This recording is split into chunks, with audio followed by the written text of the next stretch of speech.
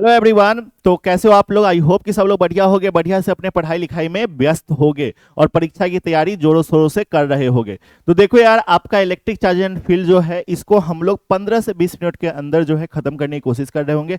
और इस वीडियो में छोटा सा वीडियो है और इस वीडियो में आपके हर वो टॉपिक क्लियर हो रहे होंगे जो कि आपके बोर्ड एग्जाम में आते हैं। ठीक है, और इससे बाहर जो ये टॉपिक हम आपको बता रहे हैं, इस टॉपिक से बाहर एक भी सवाल आपके बोर्ड एग्जाम में नहीं जा रहा होता। तो आइए बिना समय को व्यर्थ किए हुए, बिना समय को वेस्ट किए हुए हम लोग सेशन को स्टार्ट करते हैं। ठीक है, सबसे पहली बात कि आप लोग इस टेलीग्राम को ज्वाइन कर लीजिएगा, या तो आप इसको स्कैन कर लीजिए या फिर सर्च कर लीजिएगा @absexsir-pw। ठीक है, चलिए आइए, सबसे पहला टॉपिक है हमारा conservation of charge. Conservation of charge क्या होता है कि अगर हम लोग चार्ज को देखें तो चार्ज जो है ना ही तो क्रिएट किया जा सकता है ना ही तो डिस्ट्रॉय किया जा सकता है, ये सिर्फ और सिर्फ एक बॉडी से दूसरे बॉडी पे ट्रांसफर होता है।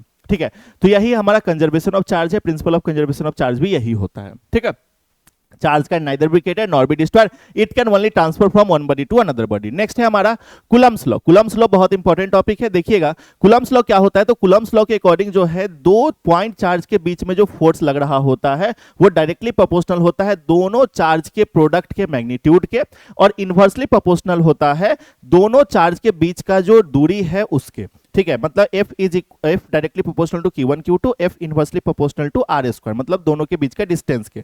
जब हम दोनों को मिलाएंगे तो F is directly proportional to Q1 Q2 by R²। जैसे ही ये प्रोपोर्शनलिटी सिंबल हटेगा, F is equal to K Q1 Q2 by R² आ जाएगा। ये जो K है इसका वैल्यू 1/4 पाई एप्सिलॉन नॉट होता है, साथ में के का जो वैल्यू होता है 1/4 पाई एप्सिलॉन नॉट। और जब यहाँ पे हम लोग नंबर में सॉल्व करेंगे तो 9 × 10⁹ न्यूटन मीटर स्क्वायर पर कूलम स्क्वायर ये हमारा होता है यूनिट के साथ। यहाँ से एमसीक्यू वगैरह भी आता है।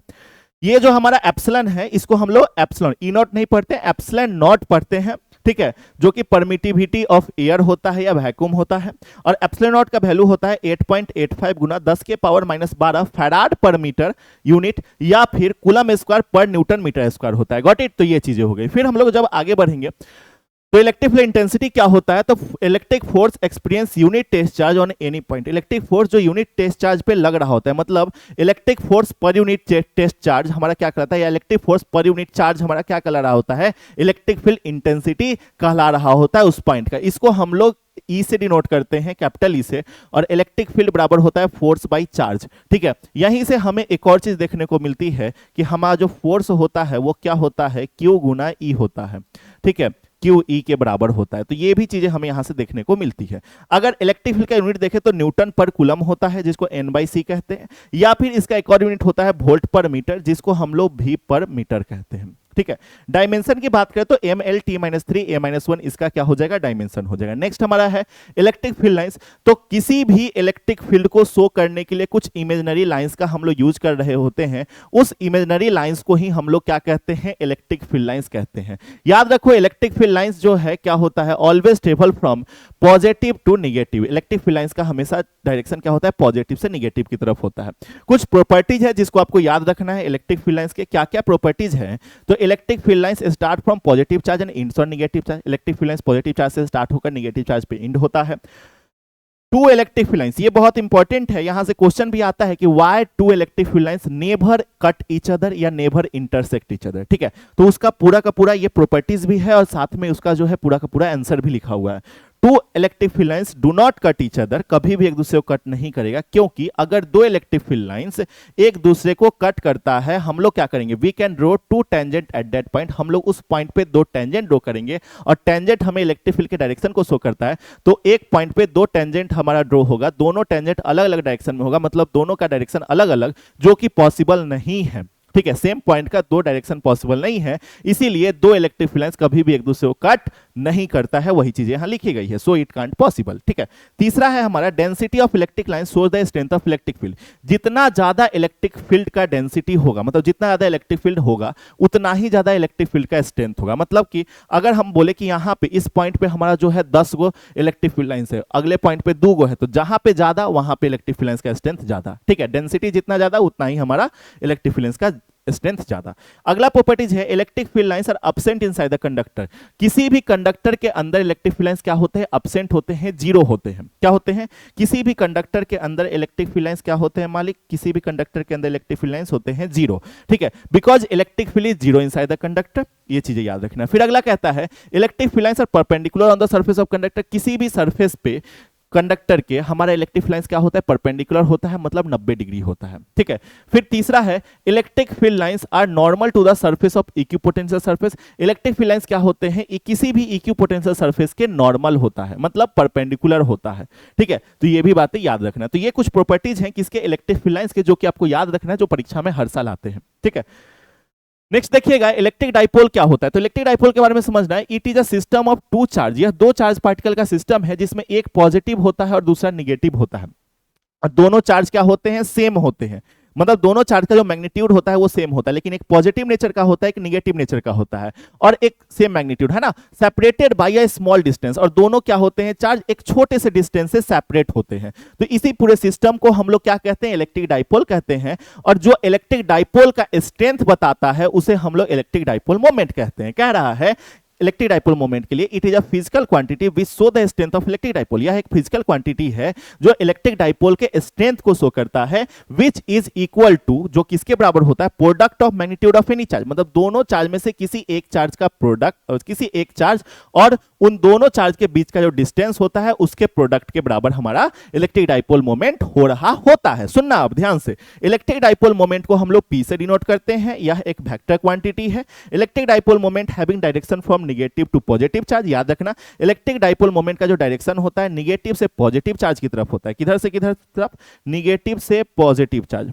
निगेटिव टू पॉजिटिव होता है हमारा डायरेक्शन किसका, इलेक्ट्रिक डाइपोल मोमेंट का। ठीक है, देखो दो चार्ज है, एक माइनस क्यू एक प्लस क्यू, दोनों का मैग्नीट्यूड सेम है क्यू और क्यू, लेकिन दोनों के बीच का एक छोटा सा डिस्टेंस हम लोग ले लेते हैं 12। 12 एक पूरा डिस्टेंस ही है। हम लोग 12 के जगह पे कहीं कहीं पे जो है ना हम लोग 2a भी डिनोट करते हैं, कहीं कहीं पे इसको हम लोग d से भी डिनोट करते हैं। तो ये सब चीज सेम ही है, मतलब ये डिस्टेंस ही है, दूरी है। कभी भी न्यूमेरिकल बनाओगे तो वहां पे जो डिस्टेंस दिया रहेगा ना वो 12 का वैल्यू दिया, जैसे 5 सेंटीमीटर, मतलब 12 बराबर 5 सेंटीमीटर। ये नहीं कि भैया l बराबर 5 सेंटीमीटर है और 5 गुना 2 हम लोग कर देंगे, 12 का वैल्यू 10 सेंटीमीटर, नहीं, 12 का ही वैल्यू दिया रहता है। ये बात याद रखना। ठीक है, डाइपोल मोमेंट को P से नोट करते हैं। ये हमारा एक वेक्टर क्वांटिटी है, यहां पे कह रहा है तो P इज इक्वल टू क्या होता है, Q गुना 12 होता है, चार्ज गुना इन दोनों के बीच का लेंथ होता है। अगर SI यूनिट का बात करें तो कूलम मीटर हो जाएगा। डायमेंशन क्या हो जाएगा, LAT, क्या हो जाएगा डायमेंशन, LAT। तो ये हमारा इलेक्ट्रिक डाइपोल मोमेंट है, अच्छे से देख लेना, यहां से क्वेश्चन आते हैं।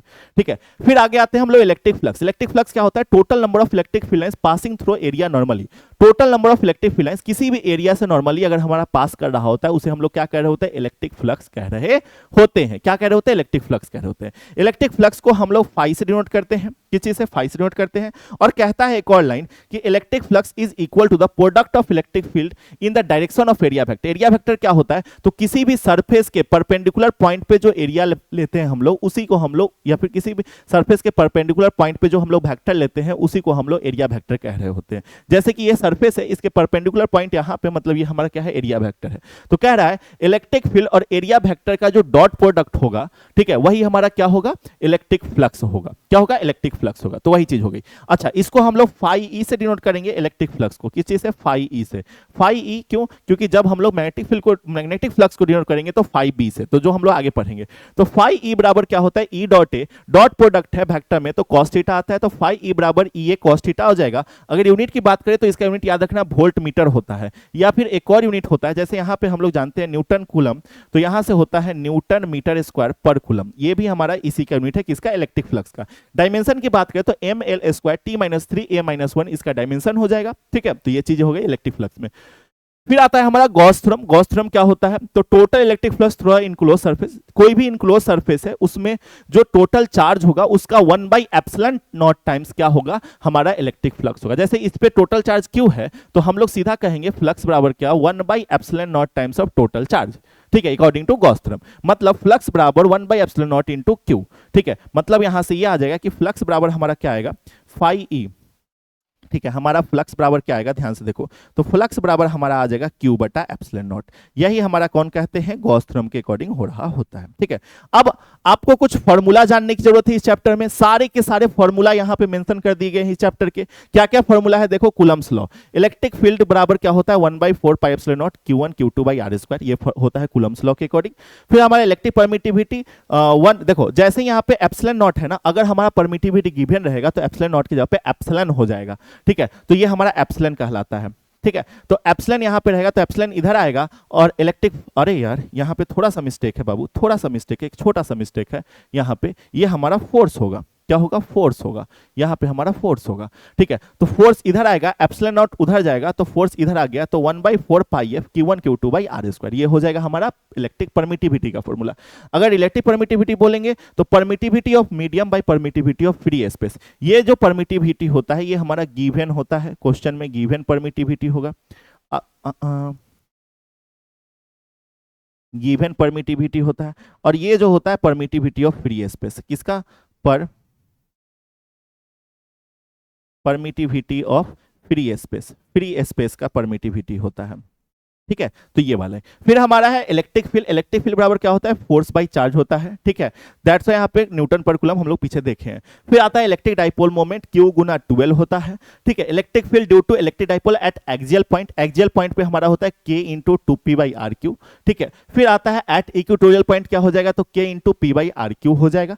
फिर हमारा torque on dipole tau is equal to P cross E होता है, जो कि PE साइन थीटा होता है। Electric flux E dot A होता है, जो कि हमारा EA कॉस थीटा होता है, क्या होता है, EA कॉस थीटा होता है। फिर हमारा गॉस लॉ क्या होता है, Q बाई एप्सिलॉन होता है, Q times of 1 by epsilon times of total charge, मतलब Q बाई एप्सिलॉन नॉट। ठीक है, फिर हमारा क्या होता है electric field due two point charge, point charge के लिए इलेक्ट्रिक फील्ड क्या हो जाएगा, तो ये फॉर्मूला याद रखना, KQ बाई आर स्क्वायर, क्या, KQ बाई आर स्क्वायर, कौन सा चार्ज, जिस चार्ज पे फोर्स लग रहा होता है, तो KQ बाई आर स्क्वायर। ठीक है, लीनियर चार्ज डेंसिटी क्या होता है, लेमडा बराबर total charge by total length, और यहां से यूनिट हो जाएगा, क्या हो जाएगा यूनिट, यहां से यूनिट हो जाएगा कूलम पर मीटर। ठीक है, डायमेंशन क्या हो जाएगा, डायमेंशन हो जाएगा L इनवर्स। ठीक है, डायमेंशन देखिए मालिक, डायमेंशन जो होगा हमारा L इनवर्स 80 हो जाएगा। फिर हमारा आता है surface charge density, surface charge density बराबर क्या होता है, तो surface charge density total charge by total area होता है, कूलम पर मीटर स्क्वायर हो जाएगा, क्या हो जाएगा, कूलम पर मीटर स्क्वायर हो जाएगा। डायमेंशन की बात करें तो L-2 80 हो जाएगा। ठीक है, फिर आता है volume charge density rho, total charge by total volume होता है। यूनिट का बात करें तो कूलम पर मीटर क्यूब होगा। डायमेंशन जो होगा L इनवर्स 80 हो जाएगा, L-3 80 हो जाएगा।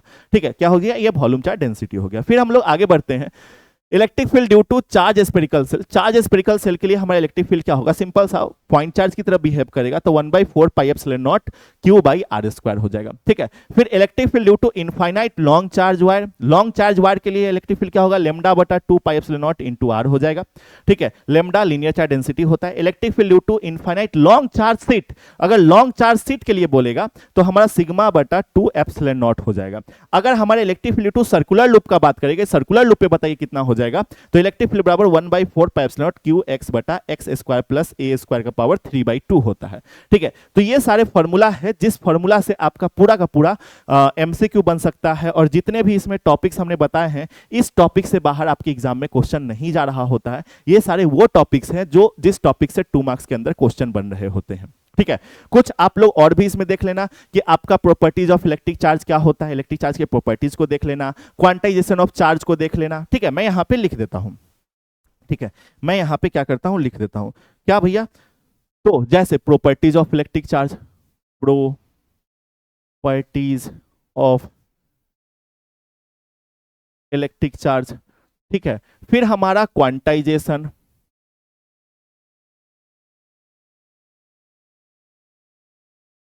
Quantization of charge, quantization of charge हम लोग जानते हैं Q is equal to NE होता है ना, तो इसको बस एक बार अच्छे से देख लेना। ठीक है, तो इन सारे चीजों को अच्छे से आप लोग देख लेना। ठीक है, तो ये सारी चीजें होगी, बस आपका जो है चैप्टर 1 इतना ही है। यही टॉपिक आपके मोस्ट रिपीटेड है, और यही टॉपिक से हर साल सवाल आते हैं, इससे बाहर सवाल नहीं जा रहा होता है। तो ये एक आपका रैपिड रिवीजन था कैप्सूल कोर्स का, और मिलेंगे अब हम लोग अगले वीडियो में।